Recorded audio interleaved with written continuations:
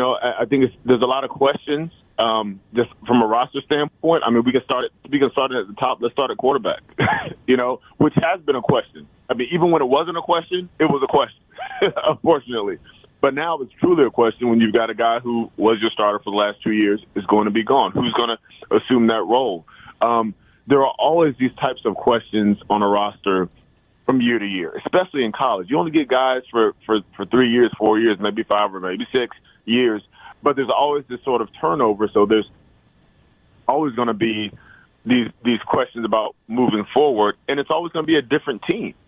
The team's not going to look the same. And so, again, I think it goes back to the character of the individuals that you recruited, the way you developed them, the coaches.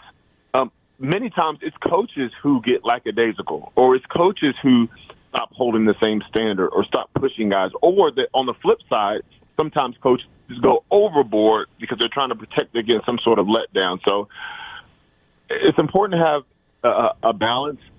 My hope for Georgia, and really for any team that has some sort of sustainable success, is to be able to enjoy the wins while also being hungry for the next. Too often in life, period, we are always so focused on next year and the next championship, and in this case, the three-peat, that we forget to say, thank you, Lord, for what happened just now. Thank you, Lord, for the journey you just brought us through. Thank you for this moment.